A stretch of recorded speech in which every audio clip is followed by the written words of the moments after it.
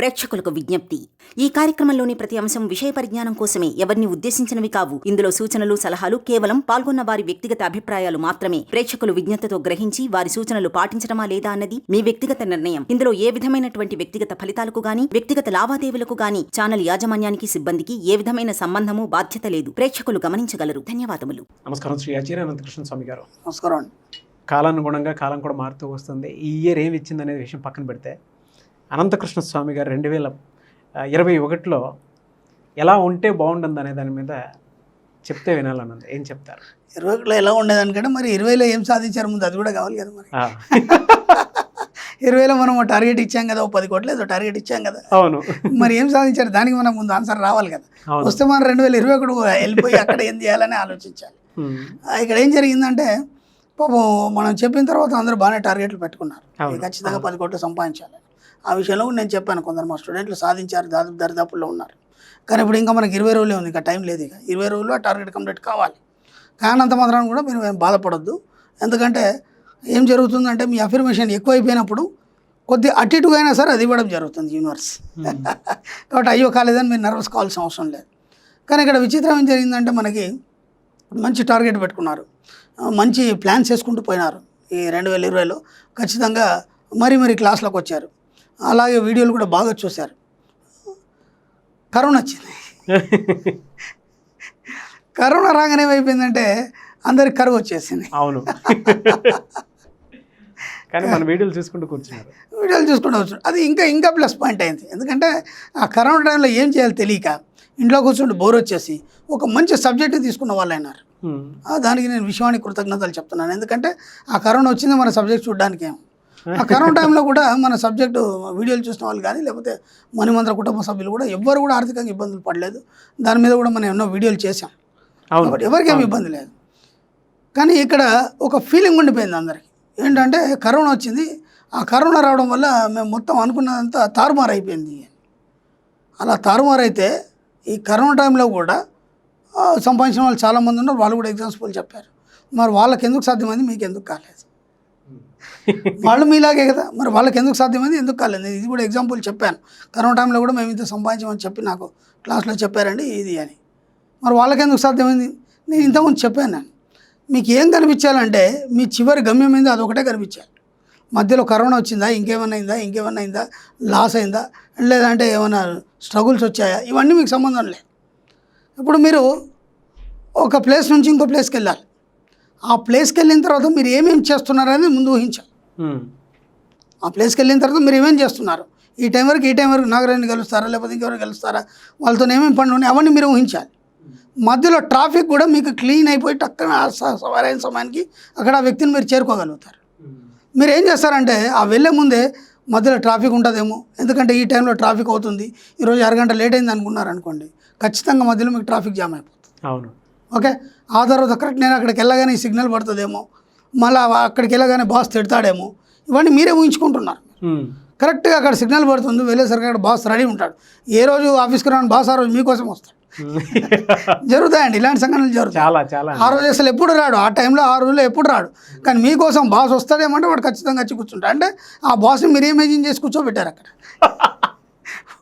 వాడు వేరే పని ఉన్న సరే ఇక్కడికి వస్తాడు మిమ్మల్ని తిట్టడానికి. ఇలా మీకు మీరు ఏం చేస్తున్నారంటే, ప్రతిదాన్ని మీరు క్రియేట్ చేసుకుంటున్నారు. కాబట్టి అలాంటి క్రియేషన్ అన్నీ పక్కన పెట్టేయండి. మీకు మీరు ఏదైతే పెట్టుకున్నారో ఆ కోరిక మాత్రమే మీకు కనిపించాలి. 2020లో ఏమేమి పెట్టుకున్నారు, ఇంకా మనకి 20 రోజులు ఉంది టైం. 20 రోజులు ఉంది అని కాదు, దాన్ని ఎలా చెప్పాలంటే ఇంకా 20 రోజులు ఉంది అని చెప్పాలి. మనం ఏం చెప్తాం, ఏడాది ఎంత అయిపోయింది, ఇంక 20 రోజులే ఉంది, 20 రోజుల్లో ఏం సాధిస్తాం, అది కాదు. దాన్ని ఎలా చెప్పాలంటే ఇంక 20 రోజులు ఉంది. ఎందుకంటే అద్భుతం జరగడానికి ఒక క్షణం కూడా పట్టదు. అవును, అద్భుతం జరగడానికి, ప్రమాదం జరగడానికి ఒక క్షణం పట్టదు. అవునా కదా? అనుకోకుండా జరిగేది అద్భుతం, అనుకోకుండా జరిగేది ప్రమాదం.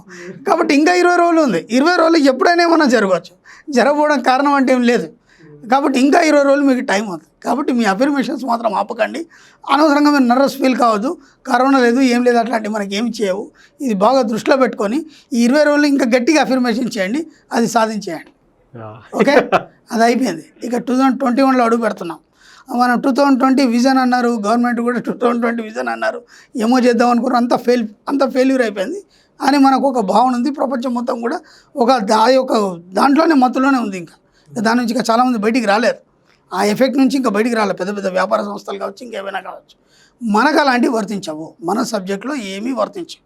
కాబట్టి దాన్ని అంతా పక్కన నెట్టేసి మళ్ళీ 2021లో కనీసం 20 crores సంపాదించాలని మీరు టార్గెట్ స్టార్ట్ చేసుకోండి. ఇప్పుడే రాసి పెట్టేసుకోండి, ఇప్పుడే రాసి పెట్టుకోండి. వచ్చే రాబోయే 2021లో నేను 20 కోట్లు సంపాదించినందుకు ఆ విశ్వానికి కృతజ్ఞతలు. January 1st రాసుకోవడం కాదు, ఇప్పుడే రాసుకోండి. నేనేం చెప్పాను, ఈ టార్గెట్ అయిపోయే లోపల ఇంకోటి టార్గెట్ రాసుకోవాలి. చెప్పారు.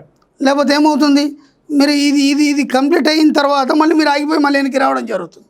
కాబట్టి ఈరోజే రాసేసుకోండి. ఈ వీడియో చూడగానే ఇమ్మీడియట్ 2021లో నేను 20 కోట్ల రూపాయలు నేను సంపాదించి విశ్వాన్ని కృతజ్ఞత.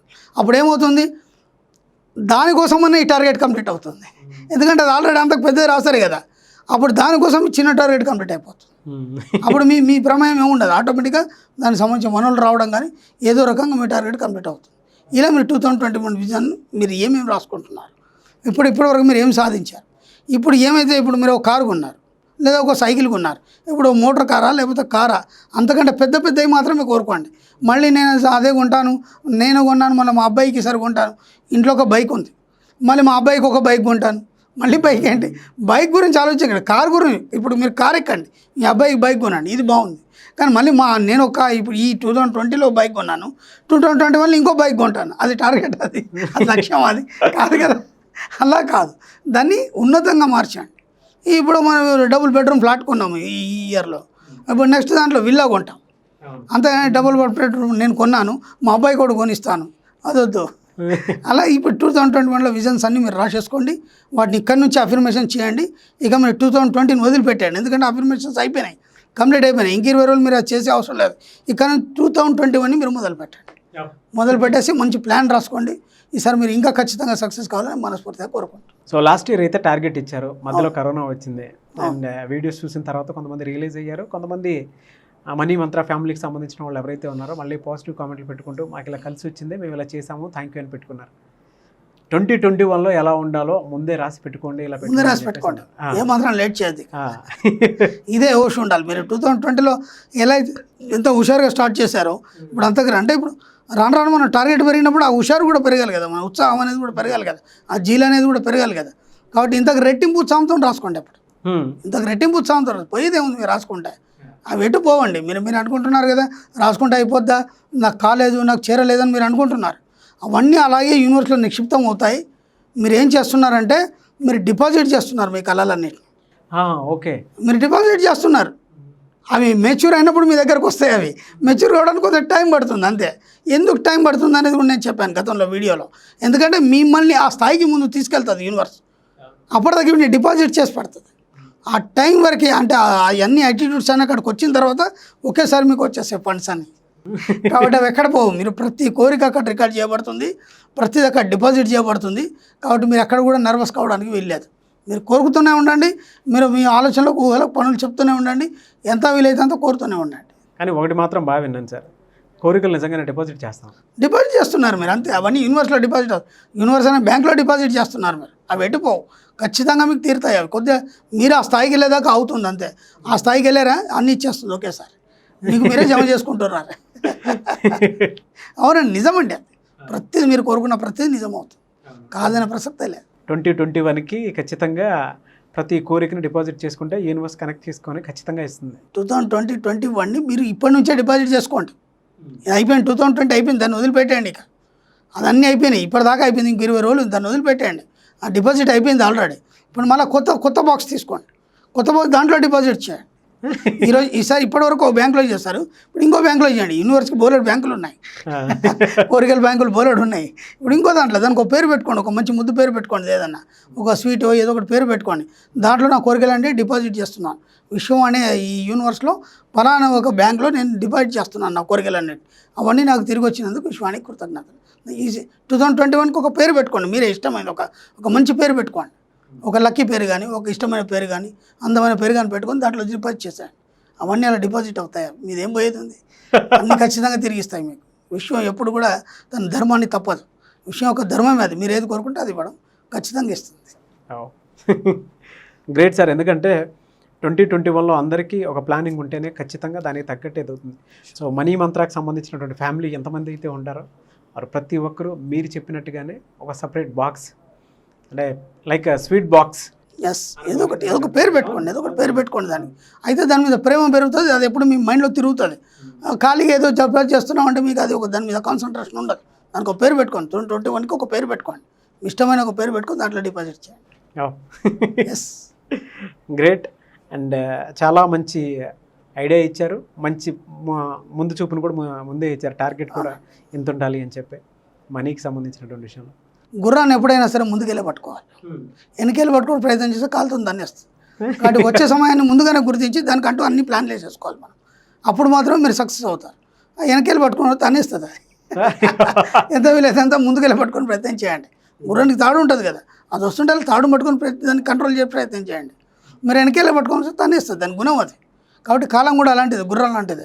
అది వస్తుంటే ముందే మనం సిద్ధంగా ఉండి దాన్ని రిసీవ్ చేసుకునే ప్రయత్నం ఉండాలి. అందుకే చెప్పాను 2021 ఇప్పటి నుంచే మీరు విజన్ చేయండి. ఆ విజన్ మీరు పాటించండి, తయారు చేసుకోండి, రెడీ చేసుకోండి. Great. Thank you sir. And చాలామందికి ఆల్ ది బెస్ట్ ముందే చెప్పేశారు, టార్గెట్ ముందే ఇచ్చేశారు. చూద్దాం ఎవరెవరు ఎలా తీసుకుంటారో, ఎలా పాజిటివ్ కామెంట్స్ పెడతారో నెక్స్ట్ ఇయర్కి. Thank you so much Shri Acharya Anantakrishna Swami గారు. థ్యాంక్ యూ అండి.